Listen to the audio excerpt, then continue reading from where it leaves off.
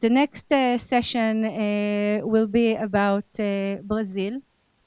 When we are talking about country brands, Brazil is a benchmark, an example of how to brand a country in the most impactful way.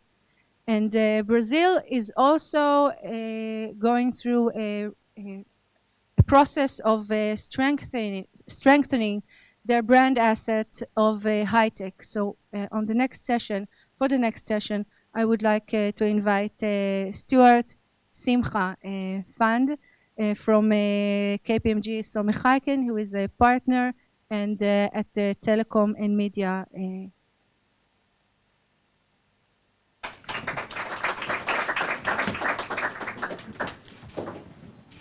So first of all, thank you very much for letting me have this opportunity. I rarely go to events, or I go to events that I see such a small group of powerful people here that normally you don't see at other events. So Yael, very well done. First, also, this topic is actually very interesting. It's the topic that we're going to present now is the Brazil and Latin America, the future markets. And we have a very interesting lineup of speakers. Over the years here in Israel, we began mainly to think about the markets in the US, the EU, ASPAC, and of course Africa. And we sometimes forget that there's another piece of the American continent, which is the South America, the Latin area, Brazil in particular. And we don't usually hear of high tech or anything going on in that particular country. And I think we made a mistake. And we're going to hear shortly from Her Excellency, the Honorable Elissa Berenguer, who's the Brazilian ambassador to Israel. She's going to speak on, the ambassador will speak on Brazil, the land of opportunities. The ambassador has held many posts here in Israel, in Madrid, in London, in Moscow, as well as the Brazilian mission to the United Nations in New York, where there she specialized in administrative and financial matters. I think this will be an extremely interesting topic for us. I think Israel has branded itself already. I think that Brazil, in particular Latin America, is in the process of branding, or maybe we'll even call it rebranding. And I think the less that I speak and the more that I let the experts speak, the better it is. So again, let's hear from the ambassador, Her Excellency Elissa Berenguer. Good afternoon. Boa tarde. Do you want this, maybe? Might help you? Yes. Sochareim tovim lekulam.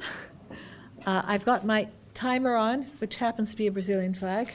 So I'll try and give it to you in a nutshell. I press here, right? This is next. This is previous. Okay. I'll try and live up to what is expected of me here, which is quite daunting. I mean, branding Brazil isn't easy. After all I've heard this afternoon, and congratulations, Yael. Thank you very much, Danny, for your appreciation of our Brazilian shows and everything else. And special thanks to the introduction by our moderator, Stuart, and everyone else here. It's great to see you. I'm really excited to be here, to be answering the call of Tzav Shmone Barcelona. It's my first time in front of this group. Brazil has been quite a lot, on the front pages of the papers recently. Unfortunately, in recent times, a very, very sad tragedy, which we must also bear in mind, even at these times when we're thinking of something else. And I'm very, very touched by all the solidarity I received here in Israel for the victims of Santa Maria fire. But there are many sides to our country, as there are many sides to Israel. We have actually at present a population of over 190 million people. Our GDP in 2012 was $2.26 billion. And we slipped from being sixth, the UK overtook us, to seventh world economy. But I'm happy to say, are doing quite well. In spite of the world crisis, we seem to have recovered, and we're hoping for a growth forecast of 3.5 of our GDP in 2013. Now, what is the special thing which I'd like to share with you? is the growing middle class in Brazil. It's something we call social inclusion, which means bringing people in. When I went to school, I learned that the economy had to grow first. You have to have a bigger cake before you can slice it up. That was wrong, we found out, because in our recent governments, we managed to make the country stronger, to make the economy grow by slicing the cake up. With that, you got a bigger market and a virtuous circle. Now, in this connection, I have to admit that ICT, I have it in Portuguese, I'm sorry.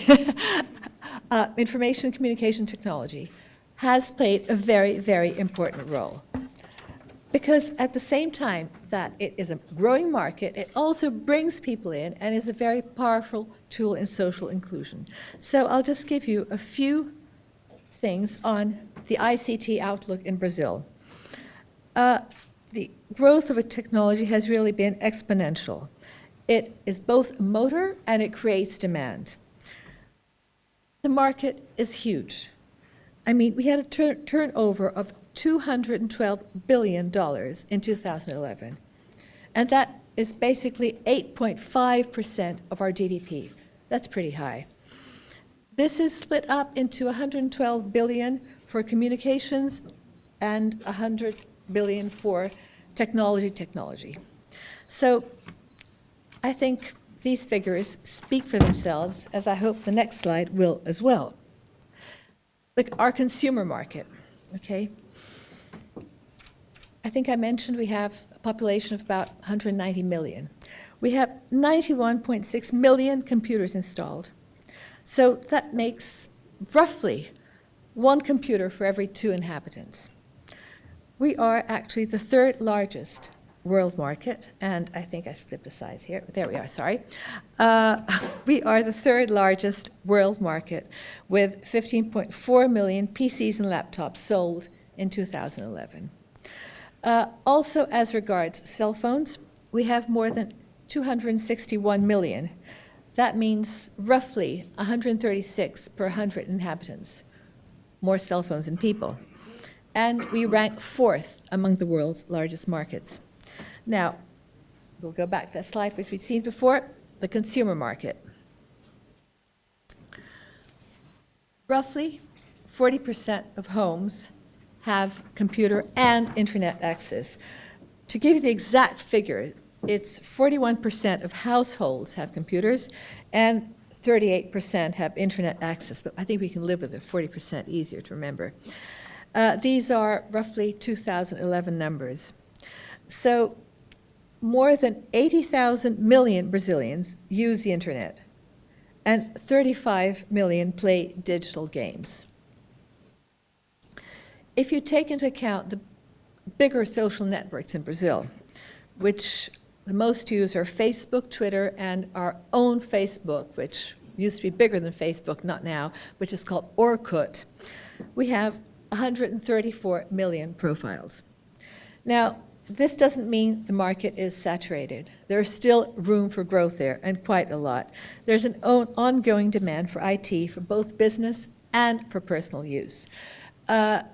If you look, in spite of all these figures, if I'm not mistaken, it's 1.5% only of internet traffic, like going to websites, comes from smartphones.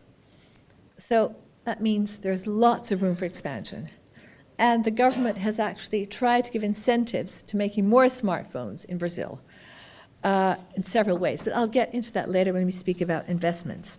Now, all this has clearly an effect on the overall economy and how transactions are conducted.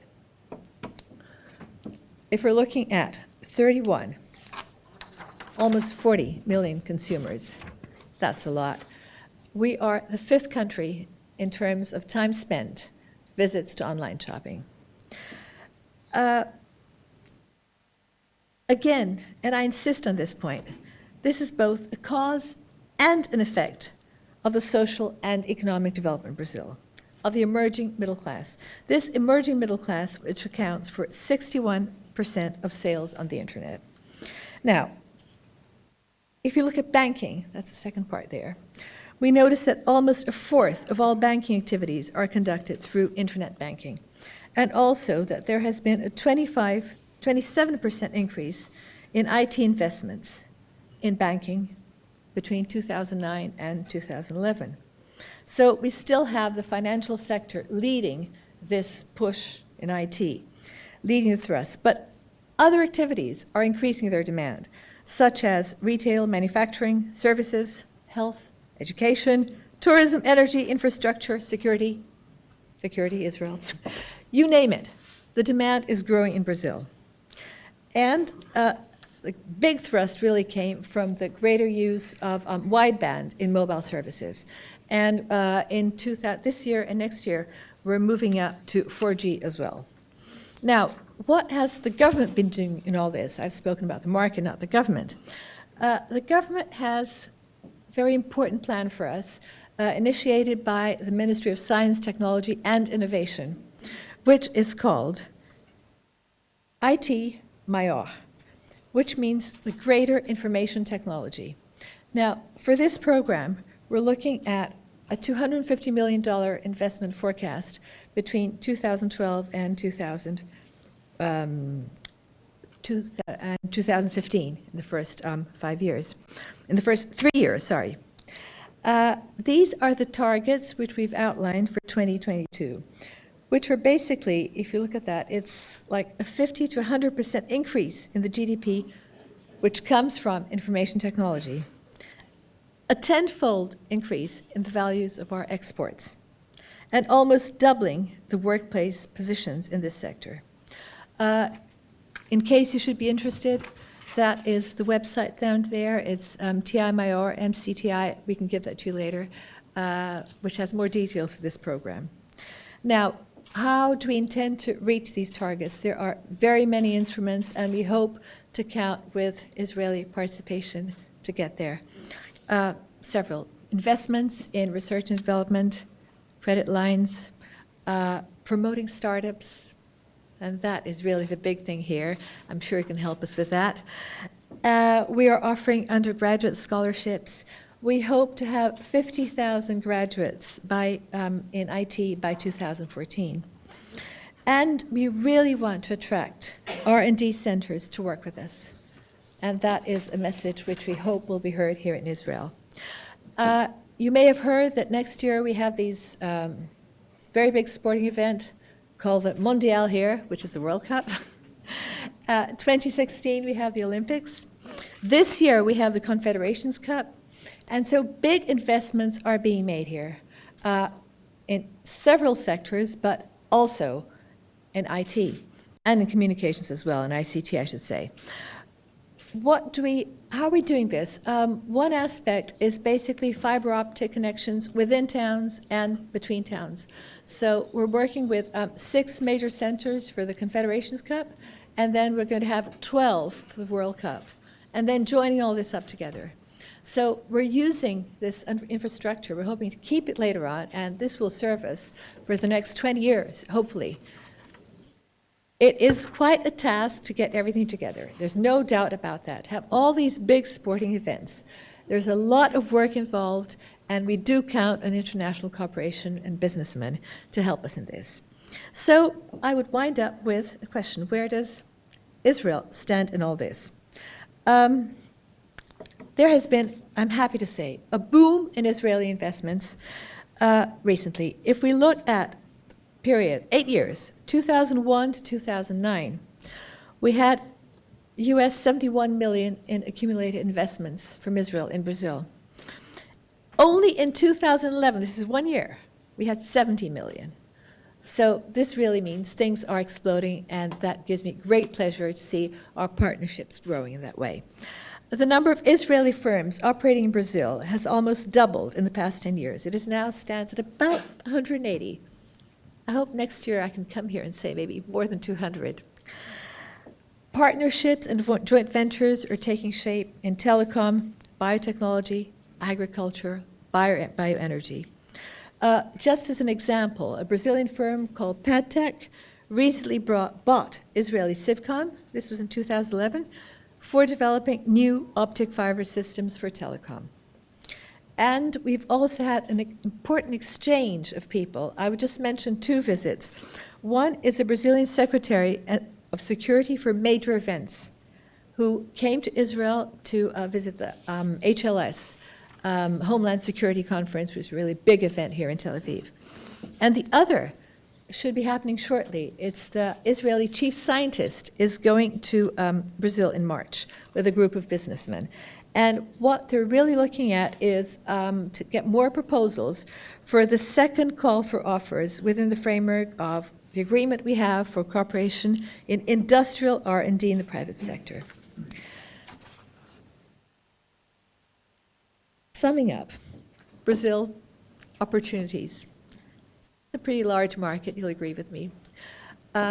We have economic and political stability, and we have this big middle class, new and avid consumers on board. It's really dynamic, it's teeming, it's there. So the key, if I might give a hint of all this, is get yourself a local partner. This will give you added benefits in Brazilian legislation. This will give you an in Brazil, and this will really make things much, much smoother.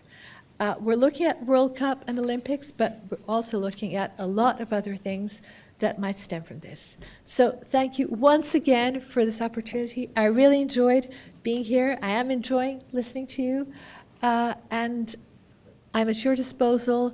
My colleagues at the embassy also who are here are at your disposal, and please come and see us at the embassy or wherever, because we really would like to meet each one of you personally. So thank you very much indeed. Toda rabá. Obrigada.